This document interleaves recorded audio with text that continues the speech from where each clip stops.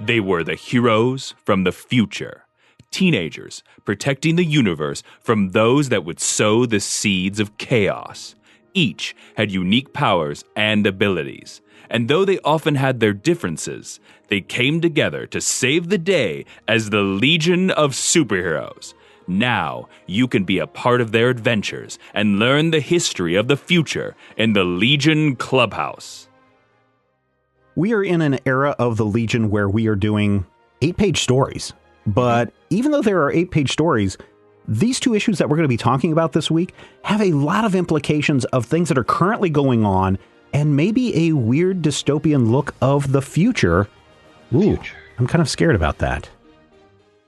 Action Comics number 381, The Hapless Hero.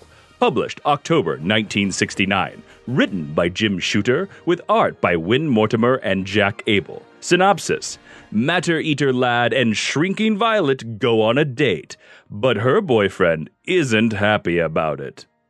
Matthew, there's nothing worse than 2 guys fighting over a girl, especially when the girl is into both guys. Well, actually, there is one thing worse, and that's if one of the guys literally has the power to do whatever he can imagine. I'm going to have to make a confession here, because I know we've read these issues, the 2 other issues or 3 other issues that Duplicate Boy has been in.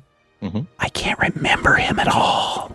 Because he didn't look like this. Duplicate Boy was one of the heroes of Lalor. You remember when? Yes, I remember they went to her planet. Radiation, and they came to Earth. And then they came back when Beast Boy went insane, captured all the Legionnaires and made them fight each other. And then Beast Boy, not Gar Logan from the Teen Titans, but Beast Boy, I think his name is Ishu Nur, from Lalor, died. And during that second story, he struck up a romance with Shrinking Violet that was never followed up on. Well, and I think that there's a reason. I think there's a reason why that they've never followed up on, because in one panel she's talking about how she went out to meet him or something, and she's like, "Yeah, we were supposed to go hook up, but then we decided that we met really briefly on the moon." And she's like, "Oh, kid, I missed you so." And he's like, "And I missed you, Shrinking Violet. I don't have any time now, but I promise I'll call you soon." This guy's just stringing her along. And then they were supposed to have a big date on the night of this issue takes place, and he doesn't show up. I think he's stringing her along, man. You know what I think? What? And this actually becomes his long-term characterization. Ord Quaalu, also known as Quaid Orlu. Quaid Orlu, yes. Quaid Orlu is actually a mistake because the heroes of Lalor, their names get confusing. Because Duplicate Boy pops up once every 7 to 8 years, they've called him both Qued Orlu and Ord Quaalu and Quaalu Ord. And years later in Who's Who, they finally said, well, on Lalor, they don't differentiate between the first and last name. So Ord Quaalu and Quaalu Ord are both right. And at which point everybody went, what about Quaid Orlu? And they're like, that never happened. But nonetheless, Ord Quaalu, Duplicate Boy. Yes, he has to get to Mars. He is a big, dumb, idiot jock. Yes, I agree with you on that, too. But he's also just very manipulative, where he's probably got like 15 girls on the hook for when he's actually lonely, and she must be down lower on the list because he doesn't want to hook up with her. No, I know guys like this. I know guys like this. Quaalu would put poor Vi on his hook. If he's got someone else that is just as hot and more willing to put out, yeah, I think so. I know guys that act just like this, and it's horrible. About this issue that puzzles me. What? Ord Quaalu generally wears a green leotard with black pants and diamonds on them.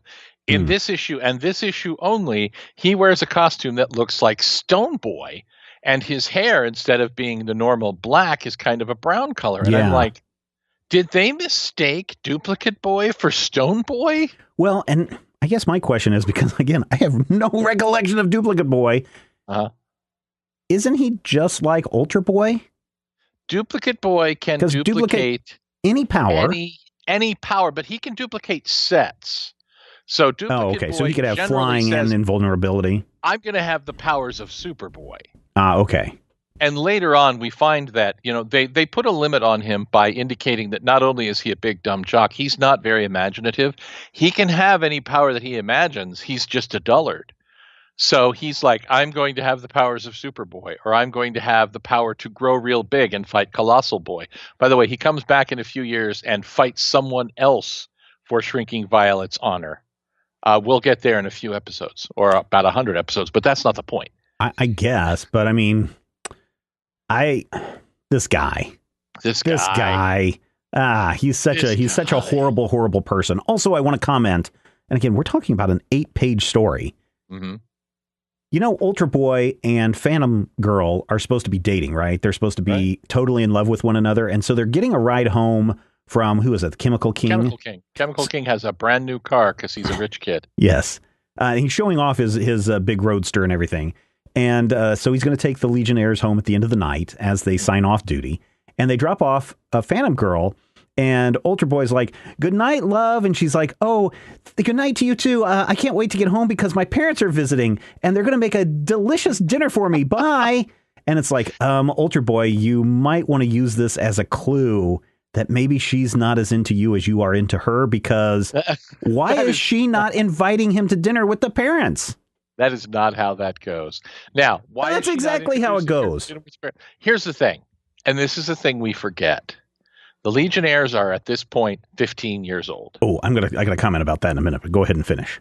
They're 15 years old, and so they are not at a point where they're like, oh, we're going to bring you home to meet mom and dad.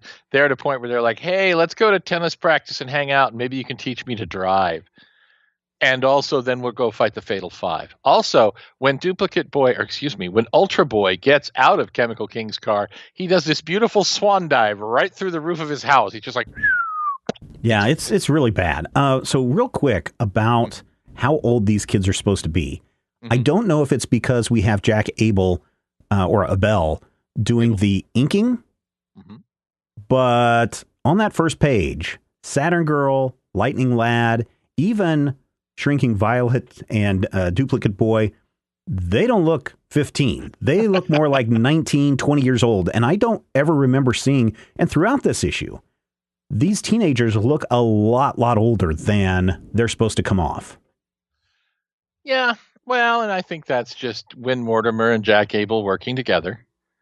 You know, we've seen this before with Mortimer, and I've commented on this in previous issues. Whoever Win's inker has a lot of input, really a lot of input. We had that one issue where it's like it was Win Mortimer and I can't remember who, maybe Murphy Anderson. And I'm like, this is really great art. I'm really happy with this. And then the next issue, we go back to Win Mortimer with somebody else, and it's a completely different thing. And I'm wondering if Win just pencils really lightly and the inker gets to put a lot of personality into it, or what? I think that's it. I think we see that a lot, too, because just recently I've looked at some other artists, and their art style is completely different than what I remember even 10 years ago. And artist styles will change. But then I go back and look and say, oh, back then, this person was inking this artist, and now this person is inking the artist, and that inker is having a lot of say on what that final look looks like. Yep. If you look at, say, Frank Miller inked by Klaus Janson, that's what. Frank Miller inked by somebody else, it's a completely different. Yes, John Romita. It is totally different, and it's totally going to blow your mind when you look at that. So, did I just blow your mind? Nah, because I kind of knew that it was coming. So anyway. So, Matthew, Chemical King is giving fellow Legion members a ride home. We've already mentioned Ultra Boy, and we've also mentioned Phantom Girl, but there's a fourth person in the car. Yeah, and when Chemical King is like, hey, where should I drop you off? You don't live here. Why don't you I'll just take you to your house. He's like, nope, no, I'll just walk it from here. Bye. Matter Eater Lad, a.k.a. Tinsel Kim. Yeah. The Kim family doesn't want the bad side of town. Well, not just the bad side of town, but they live in the slums. I mean, he even says that we live in the slums. Yeah. And this, to my knowledge, and I may be wrong, this is one of the first times I remember them addressing that poverty and economic inequality still exist in the year 2969. It's always been a shining city of metropolis, and nobody has money and nobody needs money. And you go to the 9 Planets ice cream parlor and you get free ice cream.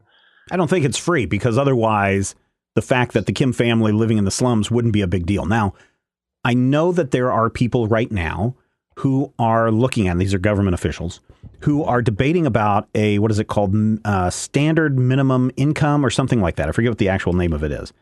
Or a guaranteed universal income. Universal income. That's what it is. Minimum universal income, where the idea is everybody gets a set salary, whatever that may be, $32,000 a year, $50,000 a year. They haven't really come up with the exact number yet.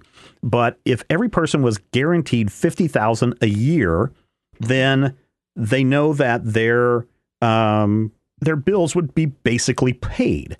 To where people wouldn't have to go work at a minimum wage job. People wouldn't have to go and work at a job that they don't like. And one of the benefits, and this has actually been tested in other countries and has actually proved to kind of work in the countries that they're testing. I think Norway is one. It's European countries. But they find out that these people who could just sit around all day and do nothing and have this money come in and pay for their stuff, these people are actually going out and getting jobs and doing things that they've always wanted to do, like be an artist or be a writer or go and take music classes or go and teach a class. And so there are these benefits to the universal minimum or the minimum universal income. However, as we see in the future, we don't have that. And there are people still in poverty. In the United States, these are facts from the Monroe Group. 46 million people live in poverty in the United States. That's 38% increase over the last 13 years. And almost the highest in almost 60 years. And more than 11 million Americans now pay more than half their salaries for monthly income or rent. So just think about that. These are, and this is just the Monroe Group talking about an affordable housing crisis.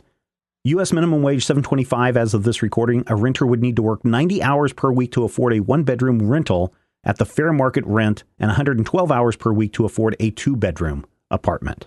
Yeah. And this is where we find the Kim family. Yeah, it's interesting, too, because this is another reference I've seen.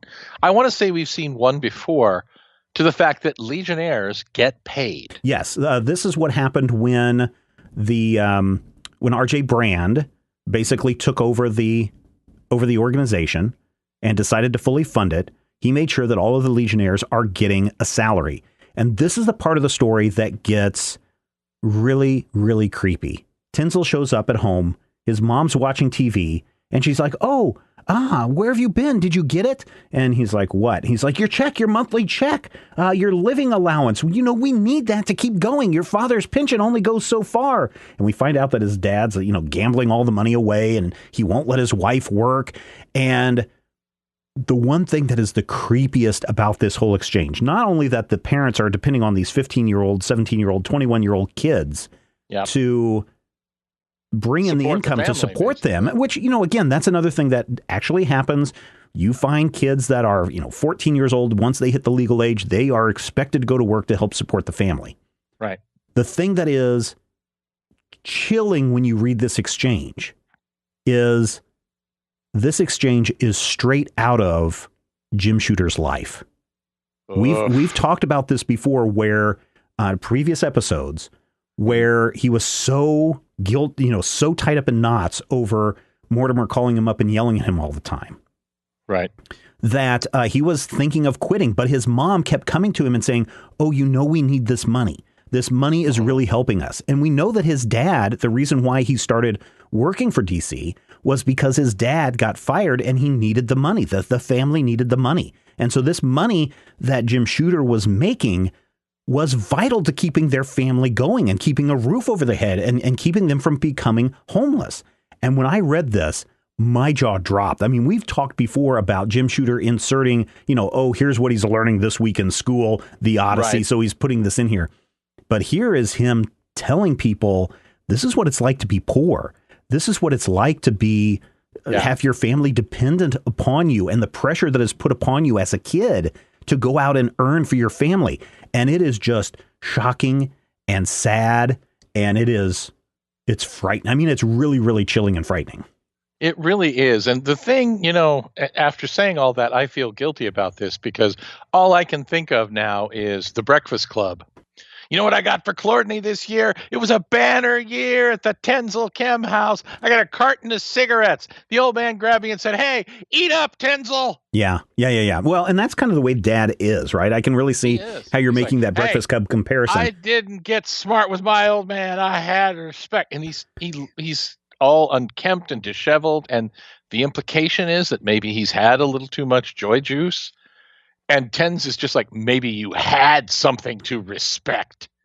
Yeah. Well, his dad, it's not really clear. I mean, he got a pension from working 20 years at the robot plant, but that closed down. And that also struck me as really, really weird because, again, I'm not trying to make this one side is good and one side is bad in our political debate. Right. But there is one side in our political institution that really, really pushes the fear of robots taking our jobs. Mm-hmm. And the fear of automation is very, very real, especially in, many jobs where it is more of a, a physical or laborious process. Yes. And so what has happened, instead of trying to advance technology and using monies to retrain people who might be displaced by robot output, they use this as a fear, but instead of a fear of pointing at robots, they're using this as a fear of the migrant worker is coming in to take your jobs. Yeah. And it's interesting because he puts the words in the mouth of Shrinking Violet, but Shooter makes a good point about living in poverty. Mm-hmm. Tenzel is just like, oh, well, whatever. And Shrinking Violet is like, you grew up poor. You had no way of, knowing this. You had no way of interacting with that. You had no other frame of reference. And right. I really like what a deep statement that is in an 8-page backup strip in a future comic from 1969. So how does Shrinking Violet find out that Tenzel's family is poor? First of all, his dad kicks him out of the house and says, "Get out, you worthless little SOB with your little superhero job. I work for a living. Look at my hands with all these calluses from making robot parts all day." And actually, he had to chew the robot parts out of steel. That's right. Wait a minute. Again, I'm not trying to make fun of poor, but they can eat literally anything. So they're not going to starve. They're literally just needing a roof over their heads. Essentially, yeah. But Tenzel decides that, well, Vi is upset and I kind of have a crush on her, and she's, having a breakdown because her boyfriend scammed out on her.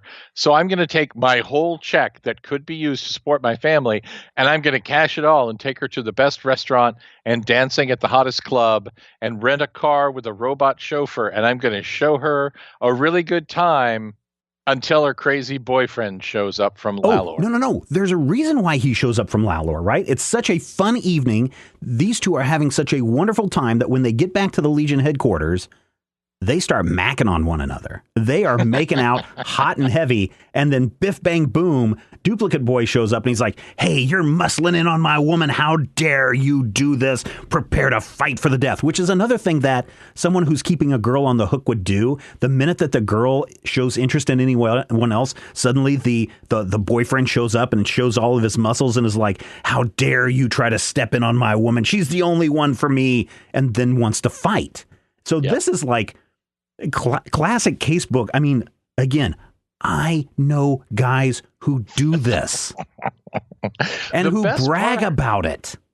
The best part, though, is that Duplicate Boy shows up and he rips down a pylon of the building and he crushes it in his bare hands and he's like, "Arr!" And Tenzel's like, "Look, dude, I know you can kill me right now, but if you really love this girl, you kicking my butt won't fix anything, and it'll make her hate you." And Duplicate Boy's like, oh no, the mighty Duplicate Boy defeated by words. And then he's like, "Have I lost you?" And she's like, "Oh, silly, I was just kissing on him just because you weren't here and I was lonely. I still love you," which is also really, really weird. A really terrible thing to say right in front of Tenzel's face. Well, it's weird on so many levels because, and I don't know at what point in 1969 these things are occurring, but Soldier would go off to war, not around, leaves his bride behind.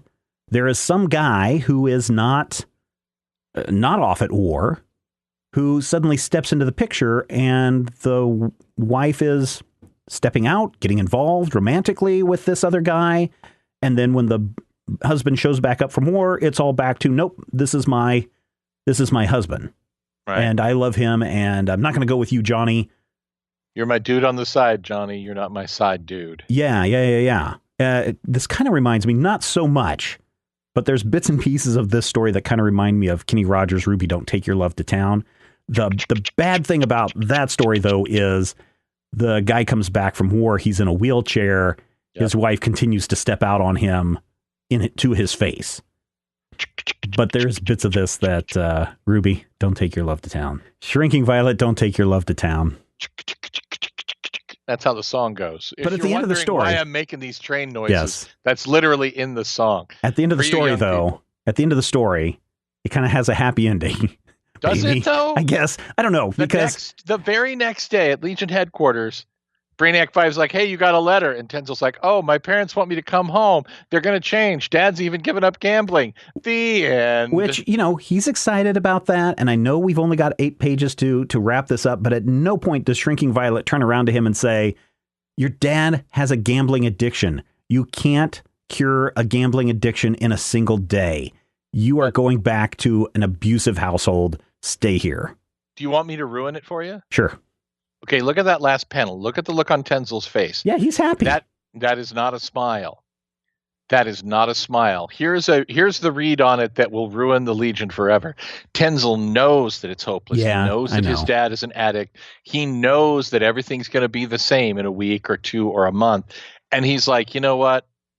I'm just going to live with the existential terror of my family coming apart at the seams because we don't have any money, and my dad goes out and gambles it all. It's a terrible moment there because you're like so depressed at the end of. I'm sorry. And again, I know exactly what you're talking about, and believe me, Yes, I agree with you. He knows he's going back. Yeah, and it is a weird, sad intro. But again, imagine 10-year-old kids who might be reading this, who might be coming from a home family situation that may be similar, where the dad has a problem, or the dad or the mother are abusive, or whatever it may be.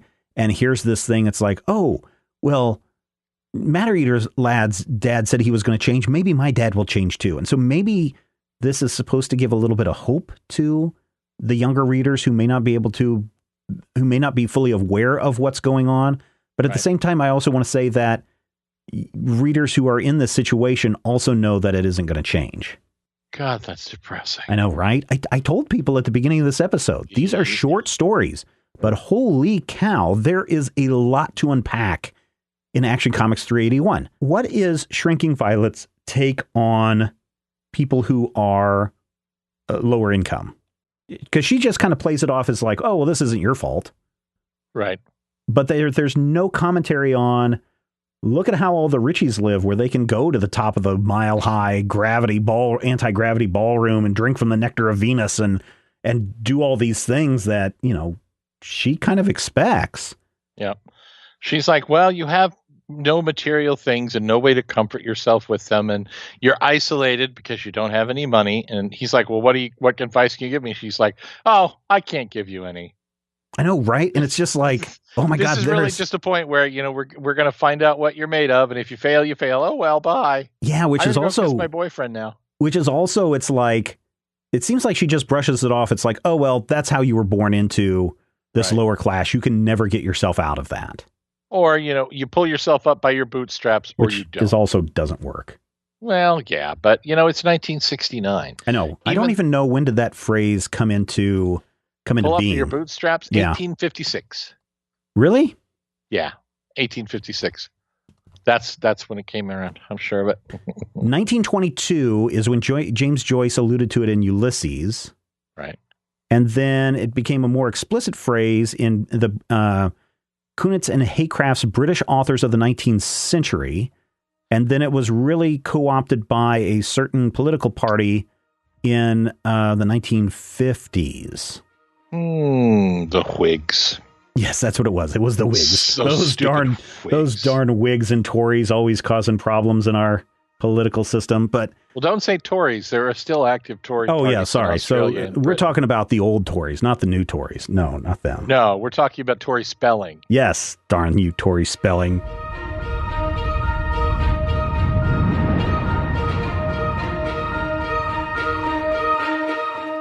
If you enjoy the show, we would appreciate your support. You can find out more and become a Legion Clubhouse member at patreon.com/major spoilers.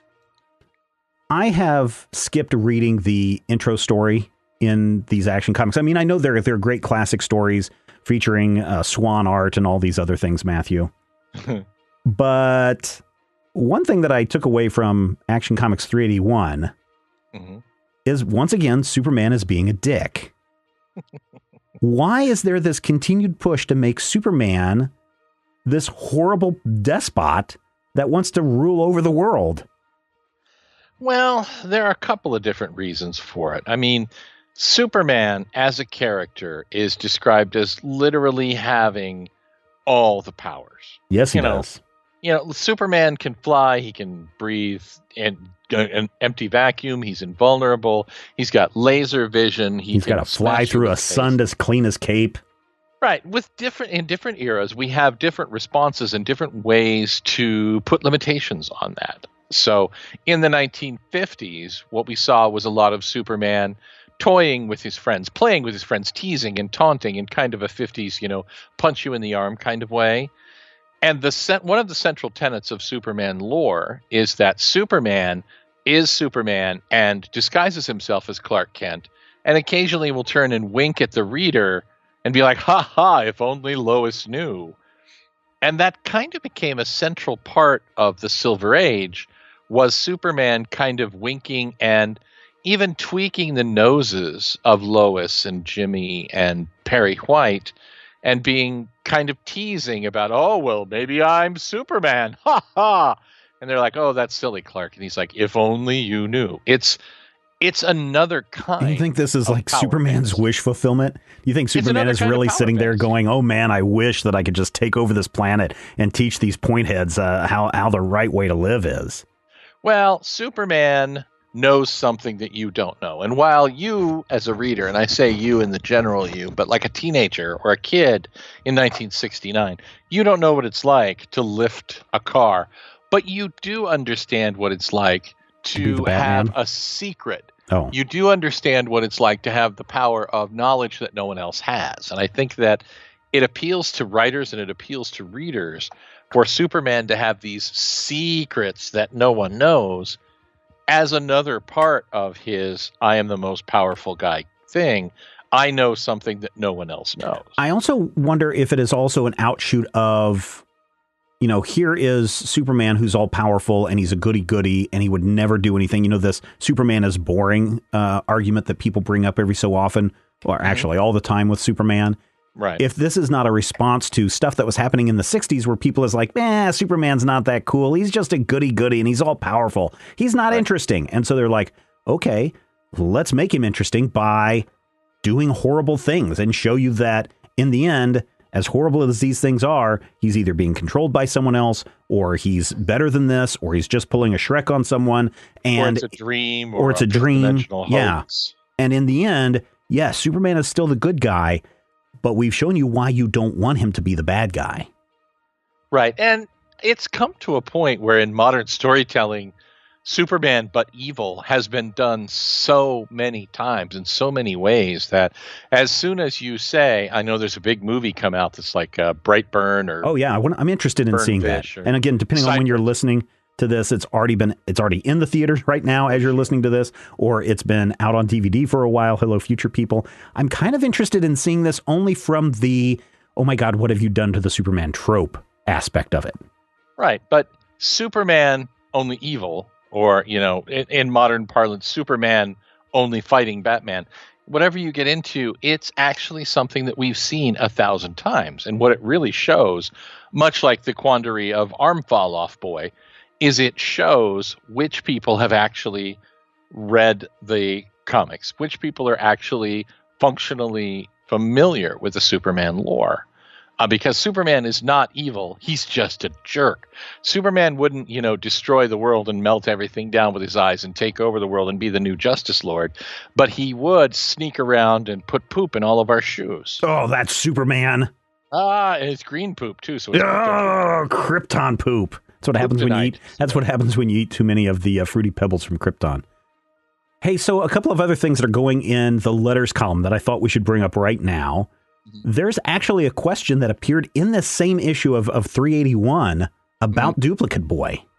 Yes, the letter column actually has a really great, kind of a classic Legion query. What would happen if Duplicate Boy, who can have any power of which he can conceive, fought Nemesis Kid, who can counter immediately any power with which he's attacked? What happens? Protons and antiprotons colliding, the universe explodes. Well, and what I love is the fact that Weisinger, or more likely at this point, E. Nelson Bridwell, who is his assistant editor, gave a really solid, simple response. Remember how Nemesis Kid was beaten by Triplicate Girl? Because he can only fight one opponent, but he couldn't fight two Duo Damsels, so they punched him in the face. Duplicate Boy could just duplicate Duo Damsel's powers and be Duplicate Boy. Yeah, look at that. Way to go. Way to go, that's editors. That's not a good answer. I believe that it would be a months-long crossover ending with somebody getting stabbed from behind with a trident because it's written by Jeff Johns. 12 issues long, spanning, 3 years, even though they said it was going to come out monthly, and then it's 3 years later, and they're only at issue 9. No, Duplicate's Day Clock is what it's going to be called. The Duplicate's Day Clock. Yeah. There's another, in issue 382, there's another interesting letter that is written in, a question that's written in. There's one from a soldier, which seems rather, I don't know if it's real. That's the only thing that I have a concern about on the one from the soldier from Vietnam. But another person writes in and says, hey, me and my friend are having this problem. You know how a lot of people pronounce Thanos as Thanos? We have that same. They didn't say that. This is 5 years before Thanos even existed. But that is something that literally happens right now, where people say Thanos instead of Thanos. Right. But he's like, how do you pronounce Moan-El? M-O-N-E-L. We've always had this problem, this question. My friend wants to pronounce it this way, and my other friend wants to pronounce it this way. I pronounce it this way. What? Please tell us, dear DC editor, what is the one true way to pronounce this? And the editor responds, we pronounce it Moan-El. Which, as in moan when our writers come to us asking for their checks or something along that lines. What an editor does when he sees letters pointing out boo-boos. Yes, that's it. Yes, Moan-El. Now, I can't tell if that's a joke or not, but it should be noted that within the DC offices, until about 77, when the actual Superman movie came around, they pronounced the planet like the noble gas. Krypton. So it was not Krypton, it was Krypton. Yeah. Superman came from the planet Krypton, and Kryptonite is named for planet Krypton. This was apparently a thing at DC. You pronounced it Krypton, or you were pronouncing it wrong. Right. So if they pronounced it Moan-El, if they really did that, and I don't know that they did because of that moan joke, I think it's one of those things that changed, because Mon actually made it to television in the year 2016 in an official DC project. Well, but he's also been in animated series. He's been around for a long time in other forms where his actual name is pronounced. My issue with Moan-El is, do you call it Monday? Is that how you pronounce Monday? Solomon Monday, born on a Monday. You have to remember that Moan-El was found on a Monday. Yeah. And so then why is he not Moan-El? Well, because he's Monday. Moan-El. And so, I mean, just from that point, I mean, that's how he got his name. Superboy sitting there going, oh, yeah, you're my cousin, so you have to be from the House of El, and I found you on a Monday, so we'll call you Moan-El. Somewhere there's a universe where his name is actually Thurzel. I was really glad that they didn't call him Moan-El. That would have been really bad.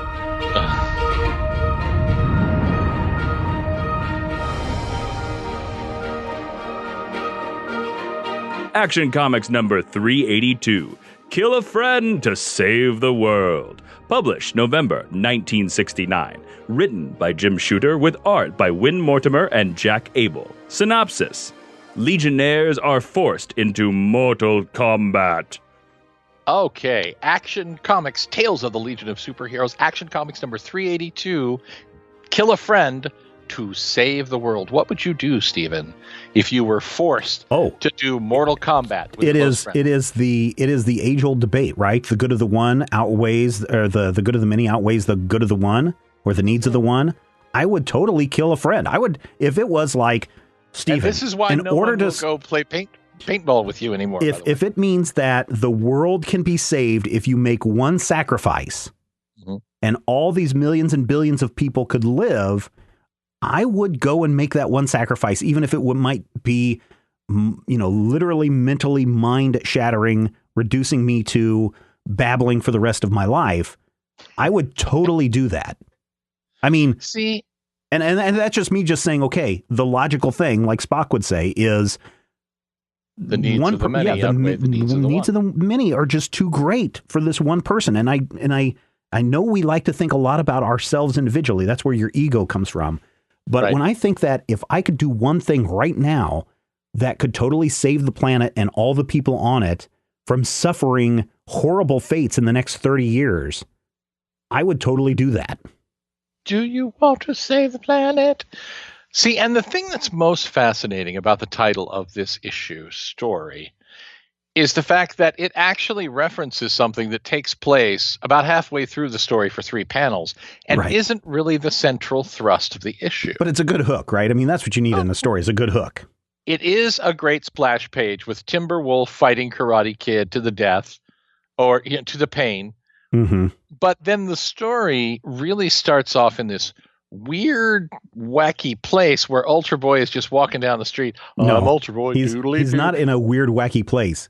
Well, maybe it is in today's standards. He is in a mall, which, again, if we're talking about looking at this comic through the lens of today, malls are closing left and right. In the 60s, the strip malls opened, then the indoor malls opened as well. And the mall is where you went to interact. In the 80s, when Matthew and I were late 70s, early 80s, the mall was the place to go. The mall has it all. You go and look at Fast Times at Ridgemont High. That entire thing took place at a mall, basically. It was, what is this culture and how has mall culture evolved our lifestyle? And you can go back into many movies from the through the 60s through the mid 80s, and you will see there was even a movie from Kevin Smith called Mallrats, where the mall plays a central part in the story. Yep. That hasn't. Dawn of the Dead takes place in a mall. Chopping Mall takes place in a mall. Yes, those are all Norman allegories Lear made Mall in the Family. The problem is, though, there's Darth Maul. Since Reagan's since the economic problems of the 80s, and with the rise of content coming into our homes, VCRs, DVDs, digital streaming, Amazon's rise, big box stores like Walmart and Best Buy, there have been fewer, and the fact that also many movie theaters have extracted themselves from the mall to become multiplexes on their own. There have been fewer and fewer reasons to go to the mall, and malls are closing left and right across this nation. There's a great article in Time Magazine. This is from July of 2017. That is talking about the mall closures of America. In fact, there are many malls in America and around the world that are just empty spaces that people go into now and do the urban exploring. There's some great videos. I think Casey Nyquist took an abandoned mall and turned it into a Christmas paradise for a bunch of underprivileged kids and had all sorts of activities that they could do in that mall throughout the day. And the people that were doing behind the scenes stuff before they had it set up were riding their one wheels crazily through an empty mall. I have been to malls. The Salina Mall in Salina, Kansas is so empty that it's weird going into because it is so... I remember, again, when we were in college, Matthew, that Salina Mall was packed all of the time. The Sunset Mall had everything. And now, derelict. Like half the mall is derelict. There's one in Hutchinson, too, that I remember, that you go in and there's like 4 stores in the entire mall that are still open.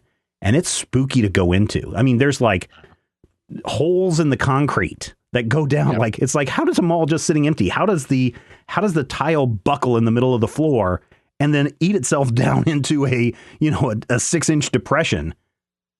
But Sears is closed. Sears has gone bankrupt. Radio Shack is no longer part of the mall. JCPenney has shrunk. Kmart is no longer there. The malls are shrinking. So if we're looking for hope in the future, if this is supposed to show us the way, then we can all rest assured that the mall culture will return in 2169. See, there's a really big, famous, used to be an awesome mall here in town. Yes, the White Lakes Mall.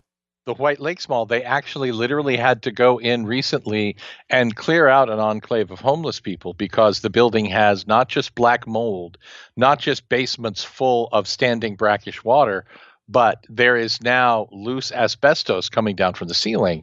Oh, man. And they literally don't know how they can clean this place up. They don't have the resources necessary to clean it up without literally just tearing the whole mess down. Back in my day, that was the mall to go to. Now, I don't know where, how often you went to Topeka when you were growing up in Beloit. But for me, that was a multi-times a month occurrence where I would drive up from my little small town to go buy comic books, to go to the mall, to the bookstores. I mean, the White Lakes Mall, as small as it was, still had 2 bookstores. Had the B. Dalton and it had the other one. The I forget what the not B. Dalton booksellers, but the I can't remember the name of the other brand bookstore that was popular at that time. But I mean, Ted's Books. No, and they had the video arcade, all of that stuff. None of that is there anymore in the malls. And I mean, that's a comment on consumerism. That's a comment on how we interact socially. It is a commentary on just consumerism. I think the availability of online shopping is definitely there definitely plays a big role in that. But I'm just saying the mall was at one point a very important part of our society, and it not was a anymore. Central focal point of your city. Your organization of your city was often around those shopping establishments. I mean, if you come to Topeka now, one of the main streets in town, Wanamaker, is that because they built the West Ridge Mall out there. Yep. At the time, there wasn't anything out there. They built a mall, and as Kevin Costner discovered, they built it, and the people came. Yes, they did, and that was. Yeah, I remember when that mall opened up and how it had an impact on White Lakes. And then ever since then, I don't even go. I've never driven down Wanamaker. I've never driven down that main strip that heads south out of town. I don't know if that's Wanamaker or whatever it is. Topeka Boulevard. I haven't driven down that in years. White Lakes Mall is, yeah, I haven't driven down that street in years. I have to get home. Yeah, I figured you did because you live in unincorporated Pauline. But it is just. Hey, don't tell people where I live. Well, you're not going to live there for much longer, so it doesn't matter. But they might come and find me. I mean, by the time this episode airs, I'll have already been moved. Anyway, we have Ultra Boy walking down the mall, giggle in the background. Let's go to the mall. The mall has it all, but then he's assaulted by robots. Robots attack. When did what is the Thor villain? Is it the Destroyer? The Destroyer, 1966. So this looks to me an awful lot like a combination between Gort and the Destroyer. I think that what you were actually seeing is that both the Destroyer and this robot take their cues from a traditional suit of armor. Mm-hmm. Your medieval kind of, hello, I am sirloin of beef kind of armor with, the faceplate and the what is it, strip mail. I don't remember what you call chainmail. it. Yeah, this is not chainmail. It's like banded armor. Banded mail. Yeah. So you have that sort of armored Knigget thing going on here that I think carried over into the design of the Destroyer. Okay, I can understand that, but this Destroyer just punches Ultra Boy right in his face and knocks him out, and then the guy from the musical shows up and is trying to tell people how they can buy a monorail. That starts with T and that stands for trouble. And that rhymes with P and that spells for protector robot. Yeah, it's definitely a protection racket because this schmuck Kosvar and his partner Zorla actually beat up one of the main protectors of the galaxy to sell robots They're trying to get the United Council Security, or the United Planet Security Council. The United Council Security Planet is an entirely different thing. But the United Planet Security Council, they want them to buy robots to protect each world. Well, and I don't even know if it's just the council that has to do it. Planets by themselves could go and get these robots. And that is what the Legion fear. It's like if every planet is going out and getting these protector robots, they're going to have no need for us. And then poor Tinsel's family won't even be able to eat. That's true. Well, they could eat robots. Well, they could, but, you know. But Kosvar actually shows up at Legion headquarters, and he's like, hey, you guys, here's a tape of my robot beating up your former leader. You guys suck. We are a superior project. This guy is, what's his name? Robertson. Cliff Robertson meets, is it Cliff Robertson that I'm thinking of, or I'm thinking of somebody else? Cliff Robertson was in Charlie. Okay, yes. Well, it is part Cliff Robertson, but also who's the music man? Edward G. Robinson. No, it's not. It's not him. Jimmy. Robert Preston. That's who I'm thinking of. Harold Hill and Robert Preston. Also, this guy feels like a used car salesman, all wrapped into one. Also, what's his name? Michael Douglas from Wall Street, all just mixed into one. I was getting a little bit of Alec Baldwin and Glengarry Glen Ross. Maybe a little bit of that too. You know, always be selling robots. What's my name? Kosvar. Kosvar is my name. Always be selling robots. Exactly. ASBR. Flight rings are for closers. Yes, that's right. But the flight rings end up being for everybody. And there's a very telling moment in this issue, because this is the first issue where Karate Kid is actually depicted as the leader of the team. And given this quandary, this existential problem, his first response is, I wish Chameleon Boy was here because he's the Legion leader and I could dump this in his lap. That's not how a leader is supposed to act at all. And that's the thing. He's like, he's the leader of the espionage squad. I could just flip this off. And it's such a weird thing to see a character who is so unsuited for leadership, but it's also neat. Yeah. I mean, I don't think that it's entirely intentional. No, I don't think so either. I think that it's neat to see Karate Kid so far out of his element and calling in for help and only getting, we've got Shrinking Violet and Light Lass and Timberwolf. What are we going to do? Yeah. Well, one of the other things that they're concerned about is that if every planet starts buying these protector robots, it's going to lead to another arms race, which, interestingly, when you look at the Cold War and everything that was going on during the arms race, actually ties back in a little bit into our mall conversation a moment ago. Because one of the things that happened, well, not only were there's the proliferation of nuclear devices, 8 of which destroy, going off at any one time could kill all life on the planet. Right. But one of the big things that came out of this was that in 1953, Eisenhower approved the interstate road system and actually improved the road systems in general, so that if there was a need to use the military to get from one place to another very quickly, they would have a road system in place to do that. Eisenhower was very impressed with the Autobahn that the Germans had up to World War II and then after, and saw that as a terrific way to move the military if you needed to. Now, part of the upshot of that was that we could now move very quickly from one place to another, just the general public. I mean, here in Kansas, again, we talk about Kansas a lot because Matthew and I are here and this is our frame of reference, but running right from Hayes to Russell and really all the way to Topeka is a road system called Highway 40. And Highway 40 is a 2-lane structure that you can't drive fast on, you cannot pass easily on. And before the Interstate I-70 was built, that was the only way you could get from town to town. And it was a slow process, and it would take hours and sometimes days to get from one end of the state to another in that road system. However, once the interstate system moved in and the road structure and the infrastructure of the U.S. improved post World War II, people realized that they no longer had to live in the big cities to commute in to go and work. You could live out in the suburbs, and you could go to the train station, or you could drive the interstate system in. You had, for the actual phrase used, the white flight from the city, where white people were moving out into the suburbs.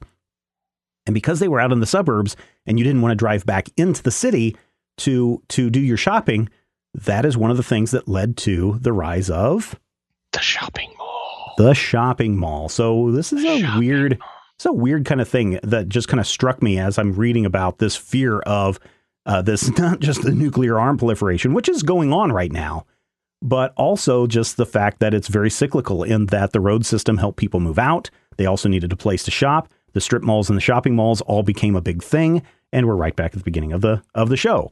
Except here we go to Jupiter, where these robots are being built. And we're not only introduced into Kosovar. Kosvar Kramer is his name. Kosvar Kramer. We are also introduced to his tiara-wearing lady friend. She's dressed like the May Queen in the Spring Festival. She looks like she's in a 4th grade play playing the setting sun.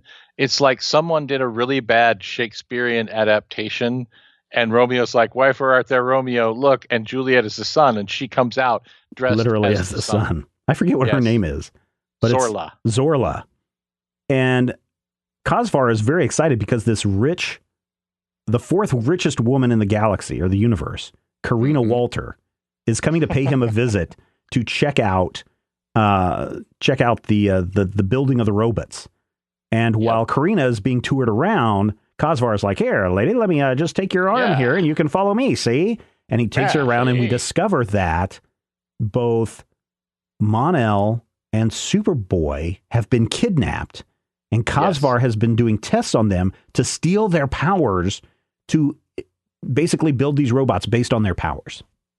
Now, this does raise an important question.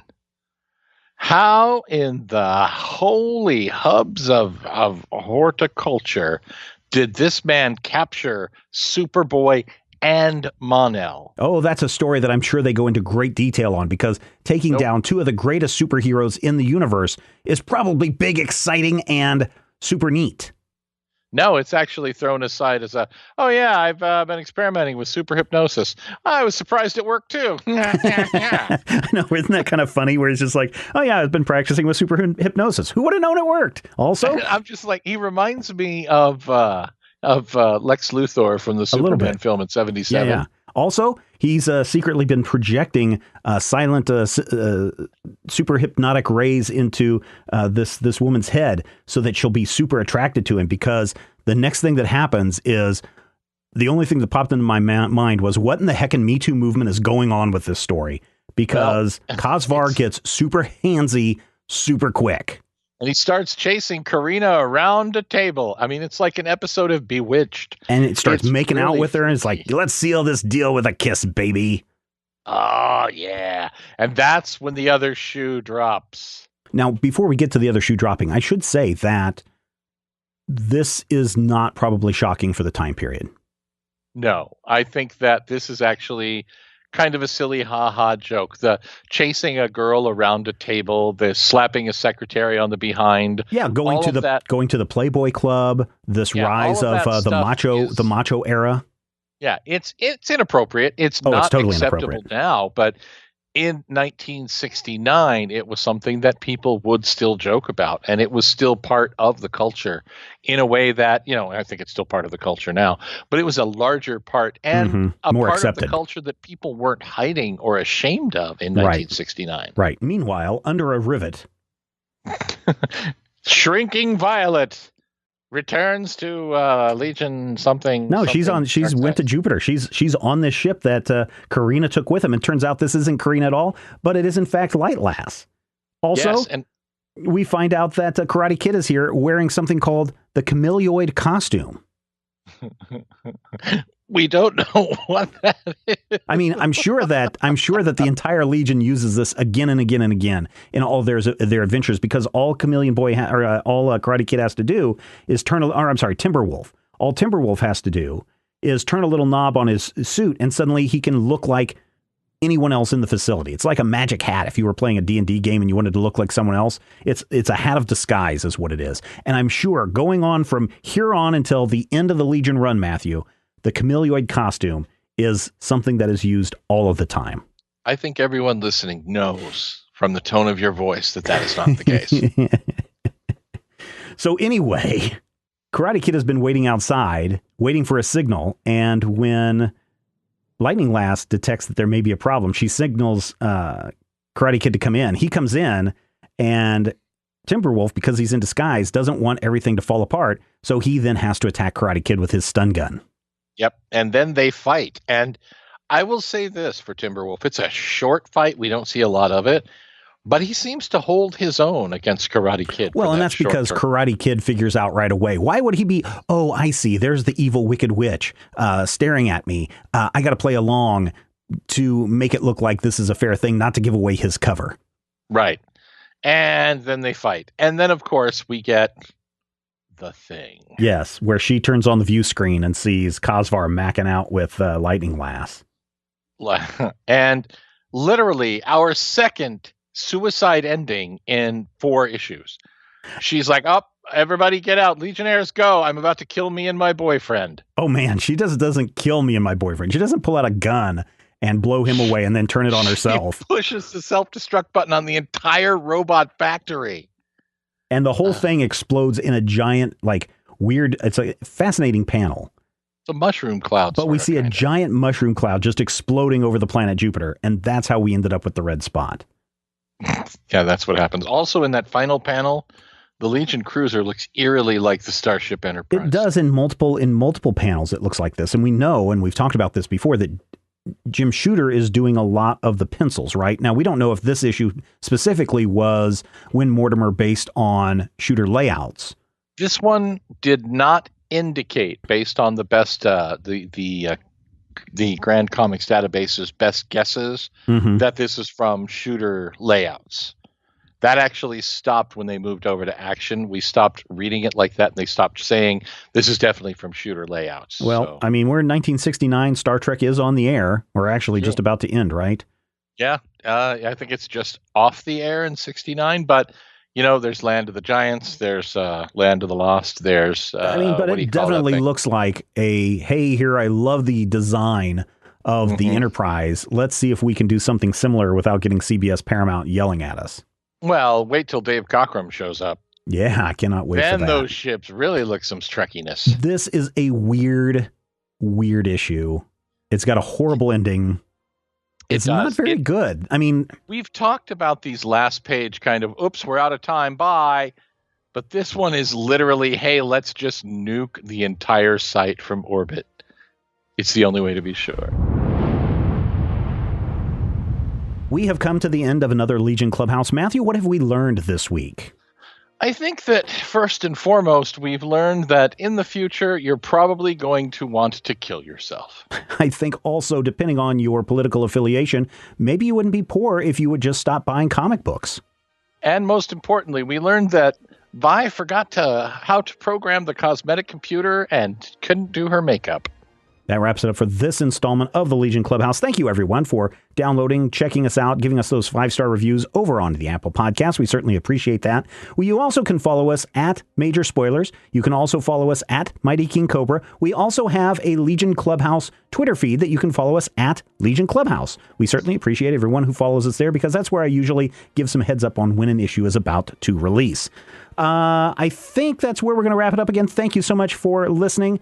Until next time, I'm Moan Schleicher. And I'm Monica Lewinsky.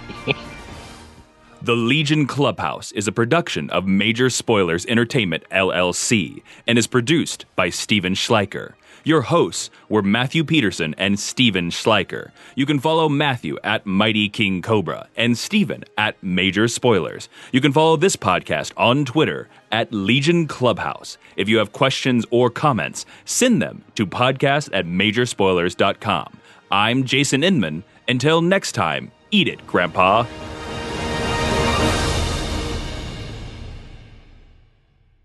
This podcast is copyright 2019 by Major Spoilers Entertainment, LLC.